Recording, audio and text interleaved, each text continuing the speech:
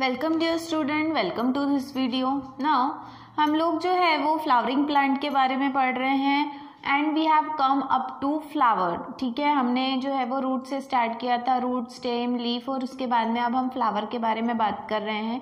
आज इस वीडियो में हम इंसर्शन ऑफ फ्लोरल लीव्स के बारे में डिस्कस करेंगे। As we have discussed about the flower earlier, हम फ्लावर के बारे में इसके पहले डिस्कस कर चुके हैं। ठीक है, इंसर्शन ऑफ फ्लोरल लीव्स में हम जो है वो ओवरी का जो पोजीशन है उसको सेंटराइज रखते हुए या ओवरी के पोजीशन को ध्यान में रखते हुए जो भी बाकी के फ्लावर के पार्ट्स हैं वो कहाँ से डेवलप हो रहे हैं, on the basis of that जो टॉपिक बनाया है, that is insertion of floral leaves. ठीक है, जैसे कि हम ऑलरेडी डिस्कस कर चुके हैं कि फ्लावर जो है it is made up of different types of leaf which perform different function, जिनका स्ट्रक्चर और फंक्शन एक दूसरे से अलग है।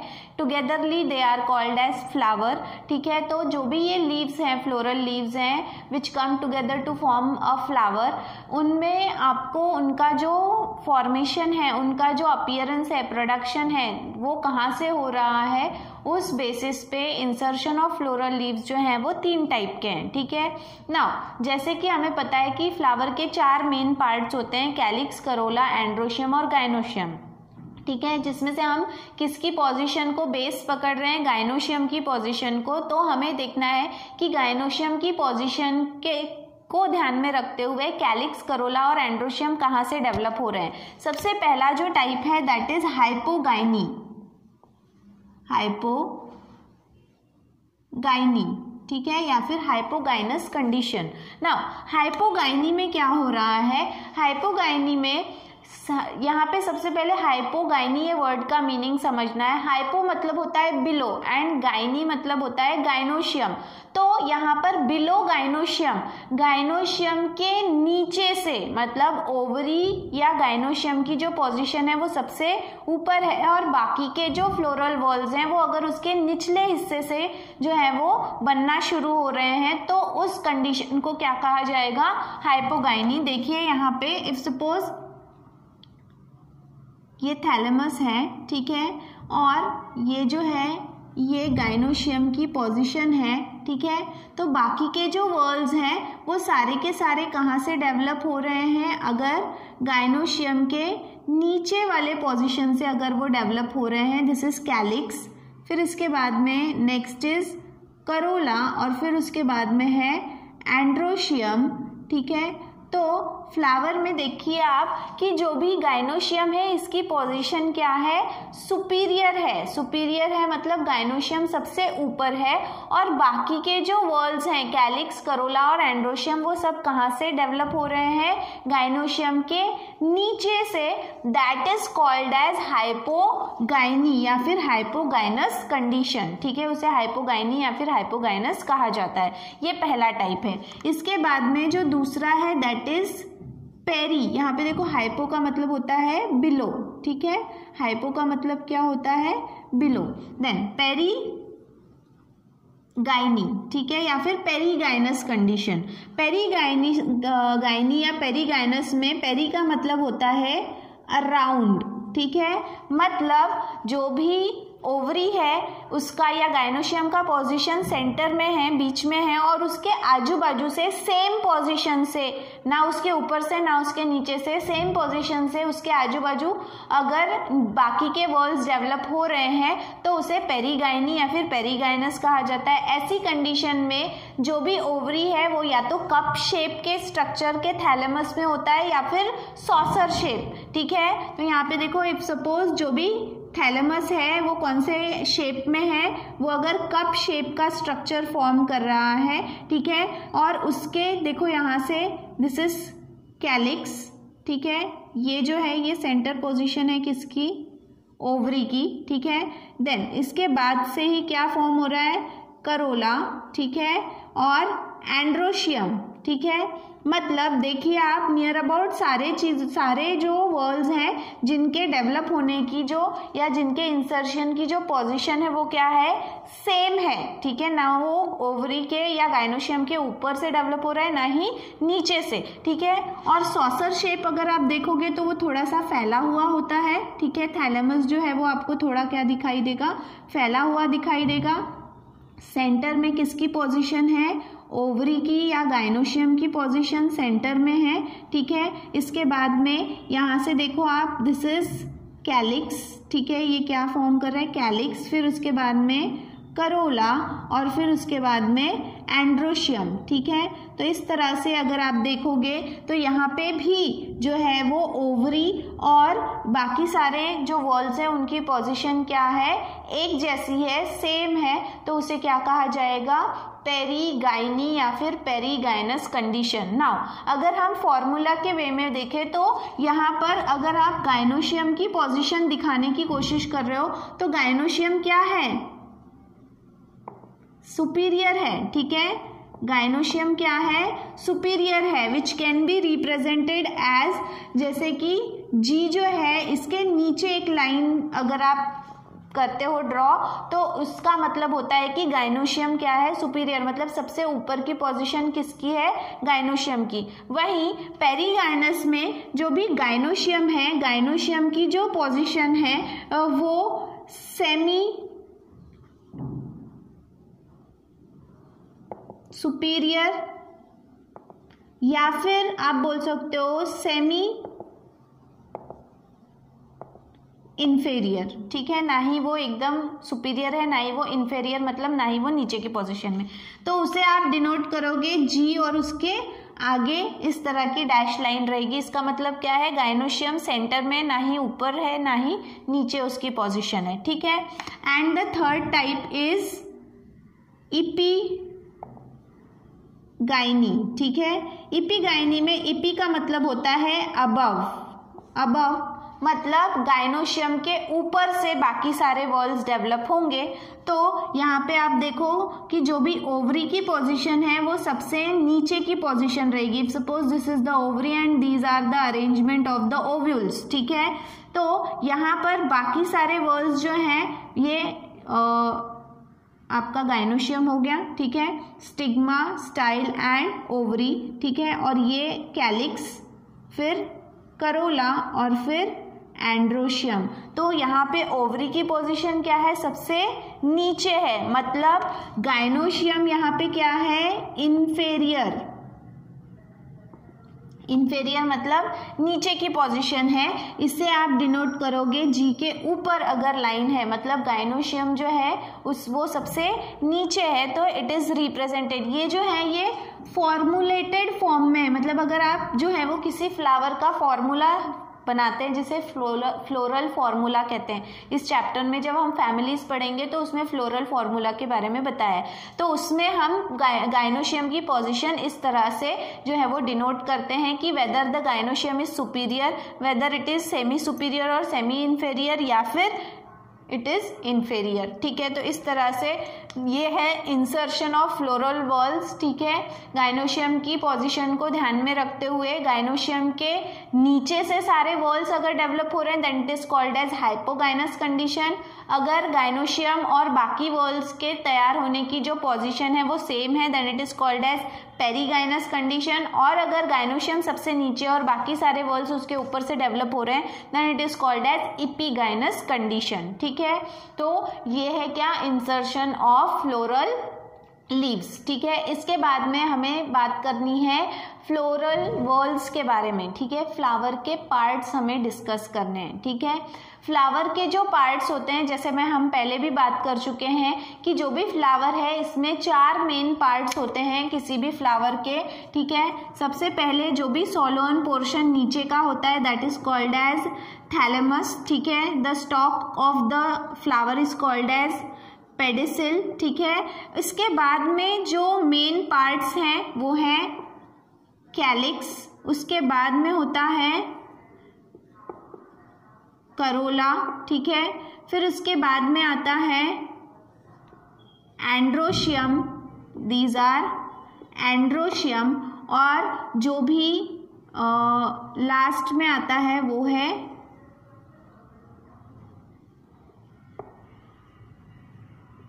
गायनोशियम। ठीक है, तो जो भी फ्लावर है इसके ये 4 मेन पार्ट्स हैं, calyx, Corolla, androecium and gynoecium. ठीक है, थैलेमस और पेडिसिल के बारे में हमें पढ़ना नहीं है इन फ्लोरल पार्ट्स। इसमें आज हम जो है थोड़ा देखेंगे किसके बारे में, कैलिक्स के बारे में। ठीक है, अब ये जो भी मैंने लिखे हुए हैं यहाँ पे, ये कैलिक्स के में आपको जो है वो टाइप्स दिखाई देंगे। These are the types of calyx. ठीक है, ये कैलिक्स के क्या है, टाइप्स हैं। कैलिक्स के टाइप्स डिपेंड करते हैं कि कैलिक्स जो है वो किस मतलब कब तक के उस फ्लावर के साथ में रहेगा। सबसे पहला है कैड्यूकस कैलिक्स।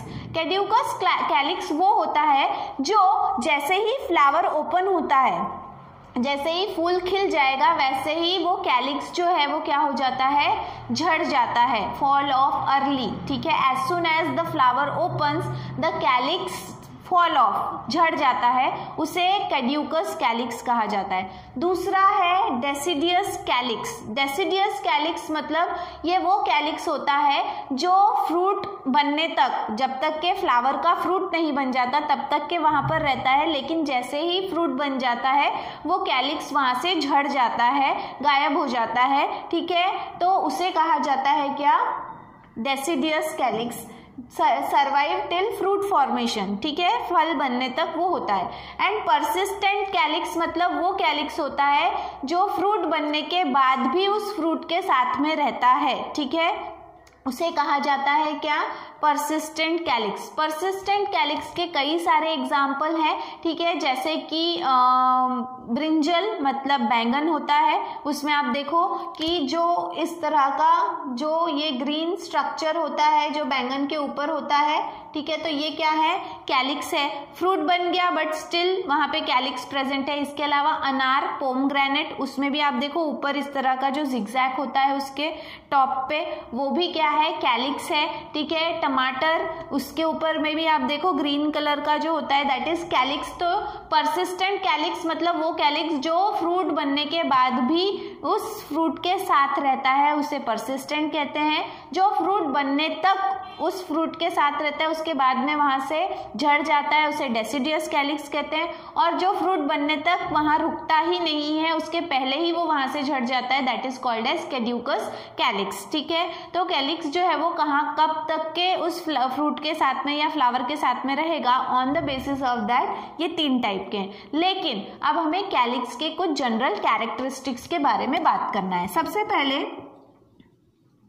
कैलिक्स जो है, ठीक है, calyx are green in colour. कौन से कलर के होते हैं, जनरली ग्रीन कलर के होते हैं। इसीलिए वो क्या कर सकते हैं,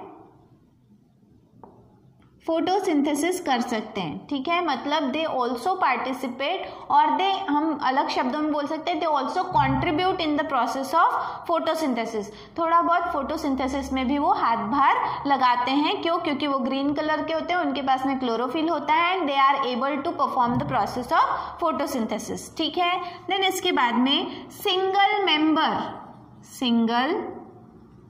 member of calyx is called as sepal. उसे, जो भी आपने देखा होगा कि ये जो होता है फूल के नीचे वाला हिस्सा, ठीक है, इसे कैलिक्स कहते हैं। और इसका जो सिंगल मेंबर है उसे क्या, कलेक्टिवली सारे को क्या कहेंगे हम, कैलिक्स, और एक अकेले को क्या कहेंगे हम, सेपल। ठीक है ना, जो भी ये सेपल्स है इनकी 2 प्रकार की अरेंजमेंट हो सकती है। सेपल्स जो हैं दे मे बी फ्री, या फिर sepals they may be fused. ठीक है, या तो वो सेपल्स जो है वो इस तरह से अलग अलग रहेंगे, फ्री रहेंगे इस तरह से फूल के नीचे। ठीक है, फ्री रहेंगे, तो उसे, जब वो फ्री रहते हैं then it is called as polysepalous condition.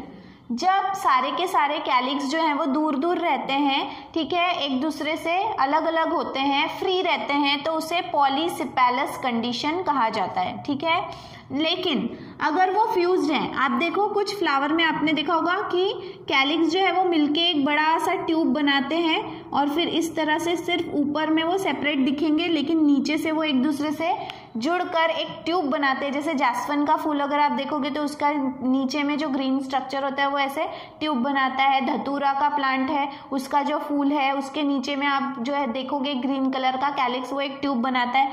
That is called as gamosepalous condition. मतलब गैमो, अब देखो पॉली मतलब क्या होता है, मैनी, तो जब आपको अलग अलग दिखेंगे तब आपको बहुत सारे दिखेंगे तो उसे क्या कहा जाएगा, पॉलीसिपेलस। लेकिन जब वो क्या रहेंगे, जुड़े हुए रहेंगे, फ्यूज रहेंगे, तो एक्चुअली गैमो का मतलब क्या होता है, फ्यूज।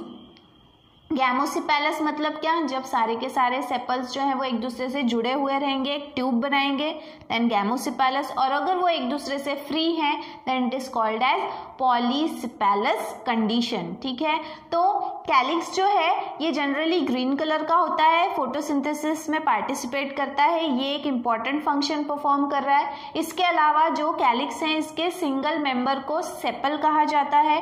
सेपल जो है या तो वो फ्री रहेंगे या फिर वो फ्यूज्ड कंडीशन में मिलेंगे। अगर वो फ्री कंडीशन में मिल रहे हैं तो that condition is called as polysepalous. Sepalous इसलिए क्योंकि हम सेपल के बारे में बात कर रहे हैं, ठीक है। और अगर वो फ्यूज्ड है तो उसे कहा जाएगा गैमोसिपेलस। अगेन गैमो मतलब फ्यूज्ड और हम सिपेलस इसलिए लगा रहे हैं क्योंकि हम सेपल्स के बारे में बात कर रहे हैं, ठीक है। इसके अलावा कैलिक्स का और क्या फंक्शन है, सबसे पहले देखो कि कैलिक्स जो है वो फोटोसिंथेसिस तो कर रहा है, लेकिन as it is the outermost wall, मैं आपको पहले भी बता चुकी हूँ कि वॉल का मतलब होता है पार्ट, ठीक है। तो फ्लावर में सबसे बाहर वाला हिस्सा कौन सा है, कैलिक्स, ठीक है। इसीलिए इसका फंक्शन है प्रोटेक्शन ऑफ इनर वॉल्स। मतलब जो भी फ्लावर के बाकी के अंदर के हिस्से हैं उनको प्रोटेक्शन देना, स्पेशली इन बड कंडीशन। जब फूल कली के फॉर्म में होता है, बड होता है, तो वो अंदर के डेलिकेट ऑर्गन्स को प्रोटेक्ट करने का काम किसका होता है, जो सबसे बाहर रहता है। और सबसे बाहर कौन रहता है, कैलिक्स, ठीक है। तो कैलिक्स का मेन फंक्शन क्या है, to protect the inner walls, अंदर के जो बाकी के पार्ट्स हैं उन्हें प्रोटेक्शन देना, ठीक है।